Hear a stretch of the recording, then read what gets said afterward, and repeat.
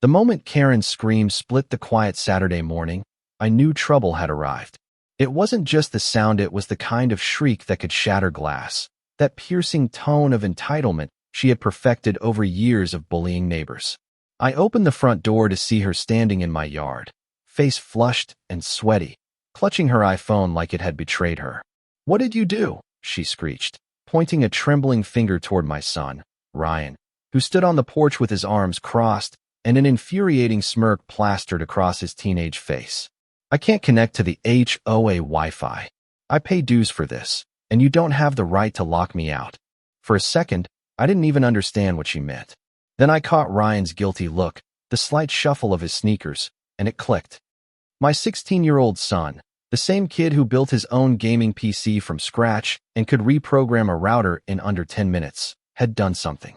"Ryan," I said slowly, "what did you do?" He shrugged, feigning innocence. "I changed the Wi-Fi password. Ours. Because she's been stealing it." Karen's face twisted, her jowls quivering with indignation. "Stealing? Excuse me? The HOA has rights to monitor and regulate electronic networks for safety. That Wi-Fi was a community resource. You don't get to just shut me out." The neighbors who had started gathering across the street snickered, their phones out, recording the drama like it was primetime television. Ryan tilted his head, grinning like a cat that had caught a mouse. "It wasn't community anything. It was ours. And we caught you streaming Netflix on our network every night." "Mrs. HOA, I felt my blood pressure spike.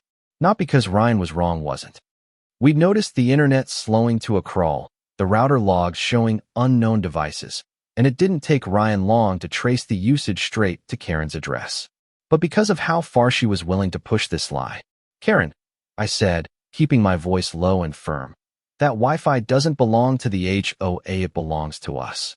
And what you've been doing is theft." Her eyes bulged, sweat dripping down her forehead. "Theft? You dare accuse me? I've been maintaining order in this neighborhood for 10 years. Do you think a silly password can stop me? I'll fine you until you can't breathe. I'll sue you for tampering with HOA property." She jabbed her finger at Ryan, her voice rising with every word. "And you, little hacker, you're breaking federal law." Ryan laughed. Actually laughed. "Breaking federal law? You're the one hijacking a minor's internet access for your trash reality TV binges. And by the way, I encrypted the new password, so even if you beg the cable company, you're not getting in without me." That was the spark that lit the gasoline. Karen lunged forward, grabbing at Ryan's arm, yanking him down the steps as if she could shake the password out of him. The crowd gasped. My wife screamed, and I moved. Before she could drag him another inch, I stepped between them, my hands gripping her wrists, peeling them off my son with a force that made her stumble back. "Touch my kid again," I growled, my voice steady but filled with fire. "And I'll make sure your fines are the least of your problems." The neighbors erupted with cheers, phones raised higher. Karen turned, her eyes darting between them, realizing too late that this time, her threats weren't whispered in private letters or hidden behind HOA bylaws. This time, the whole block saw her claws. She sputtered, her voice shrill. "You don't understand. That Wi-Fi isn't just internet. It's connected to the HOA's systems, the security cameras, the smart locks. If he changes it, everything collapses." The words hit like a bomb. The crowd fell silent. Even Ryan's smirk faltered. I narrowed my eyes. "What do you mean connected to the HOA systems?" Karen froze. Her lips clamped shut as though she'd said too much. Ryan pulled out his laptop, already typing, his fingers moving like lightning. Within minutes, he looked up, his face pale. "Dad, she's telling the truth. The HOA's entire surveillance network, the cameras, the door sensors, even people's smart thermostats, all running piggybacked on our router. That's why it was so slow. She used our line as the backbone for everything." Gasps rippled through the crowd. A neighbor shouted, "You mean she's been spying on us through his house?" Another yelled, "That's illegal." My stomach twisted, the realization sinking in. It wasn't just Netflix. Karen had turned our family's private connection into the nerve center of her little empire. Every camera watching driveways, every log tracking who came and went, all routed through my property without permission. Karen tried to laugh it off, her voice brittle. "Oh, don't be so dramatic. It was efficient. Why pay for infrastructure when you already had one? It was for the safety of the community." But the words landed like poison. People weren't convinced. They were outraged. Phones shook as neighbors shouted over one another, demanding answers, demanding accountability. Ryan turned the laptop screen toward me, lines of code and IP addresses scrolling across. Dad. She even had access to their security feeds from here. Every password, every device, logged. She could see everything. The crowd erupted in fury. Karen's face paled, the sweat pouring now as the neighbors she had terrorized for years suddenly realized just how deep her intrusion went. She wasn't just nosy. She was a spy. And in that moment, as the evidence glowed on Ryan's screen and the crowd turned into a storm, I realized we weren't just defending our Wi-Fi anymore. We were about to tear down her entire kingdom. The noise of the crowd grew into a roar, years of frustration pouring out in shouts that rattled even Karen's iron ego. Neighbors who had kept their heads down for fear of fines now stepped forward, their voices sharp, their phones flashing as they recorded her red, sweating face. "You spied on our cameras?" someone yelled. "You had access to my door lock?" another screamed. An elderly man from across the street, his voice trembling with rage, shouted, "You watch my grandkids without me knowing?" The air was thick with fury, and for the first time in her reign of terror, Karen's power cracked under the weight of her own lies. Ryan typed furiously, his laptop screen glowing in the dim light. "Dad, I've got logs," he whispered, his voice urgent. "She's been monitoring everyone for months. She has full admin control.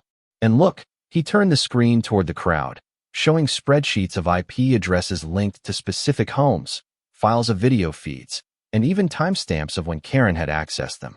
Gasps cut through the air like thunderclaps. It was undeniable. She hadn't just piggybacked on our Wi-Fi, had turned our private connection into a surveillance hub, one that gave her a window into every home she ruled. Karen tried to raise her voice over the noise, shrieking, "This was for your protection. You all should be thanking me. I kept this neighborhood safe."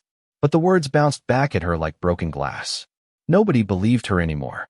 The truth was out, and truth has a way of stripping even the most arrogant tyrant bare. That's when a figure pushed through the crowd. Detective Ramirez, the same officer who had once shrugged at Karen's endless complaints about lawn lengths and mailbox paint. He wasn't in plain clothes this time. He wore his badge openly, his eyes scanning the laptop Ryan held and the mob of furious neighbors. "What's going on here?" he demanded. Ryan, without hesitation, handed him the device. Ramirez scrolled, his expression tightening with every passing second. Finally, he looked up, his voice sharp and clear. "This isn't just HOA overreach. This is a criminal violation of privacy laws, wire fraud, and unauthorized surveillance. Karen, you're done." Karen's mouth fell open. "You can't arrest me. I'm the president of this HOA," she wailed, the words shrill, desperate, as though clinging to the only power she had left. Ramirez stepped closer, his tone steady. "Ma'am, that doesn't make you a law enforcement officer. That doesn't put you above the Constitution. What you did here is a crime, and you're going to answer for it."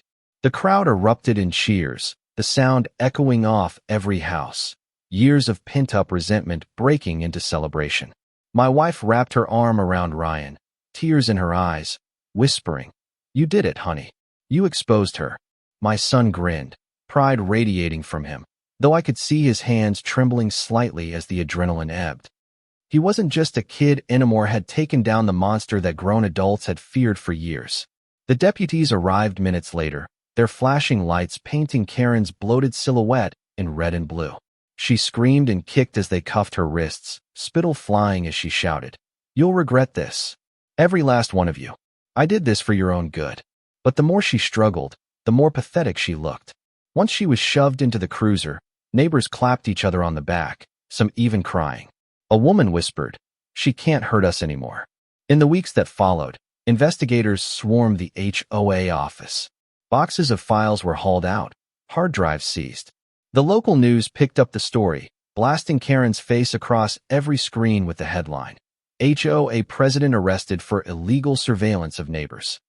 The footage Ryan had uncovered became the smoking gun, proof of a system so invasive it made parents shiver and couples furious.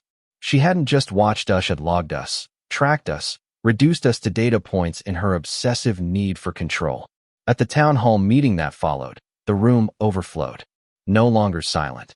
Neighbors spoke freely, sharing stories of how Karen had fined them unfairly, trespassed on their property, or humiliated them in front of others. For years, she had ruled by fear. Now, she was reduced to a cautionary tale, her power dismantled, her reputation destroyed. A new HOA board was elected, this time with transparency and fairness written into its charter. Ryan was even given a standing ovation for exposing the system, though he blushed and muttered that he just changed the Wi-Fi password. But in truth, it was more than that.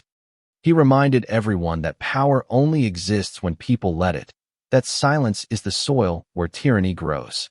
By refusing to stay silent, by daring to flip the switch, he'd lit a fire no one could put out. On sentencing day, Karen was dragged into court, her once commanding figure now hunched and defeated. The judge's words cut through the courtroom like a blade. You abused your authority, violated the privacy of every neighbor you swore to serve, and manipulated power for your own gain. This community deserved better, and you will pay the price. He handed down a 5-year sentence, along with a lifetime ban from holding any HOA or community office. Walking out of that courtroom, I looked at Ryan and saw more than my son. I saw a young man who had stood up against abuse of power, who had defended his family and community with nothing more than courage and a keyboard. My wife squeezed my hand, her voice soft but firm. He gave us all our lives back. And as I watched neighbors smile at one another again, children playing in driveways free from Karen's watchful eyes, I realized the truth. Karen thought she was the law. She thought fear was stronger than unity. But in the end, her empire collapsed with the push of a button and the courage of a boy who refused to be silenced. So I ask you, the one reading this, was it right for my son to fight back with his skills, to expose Karen for what she really was? Or should we have left it alone and trusted someone else to act? Tell me, is justice served, or was it too much?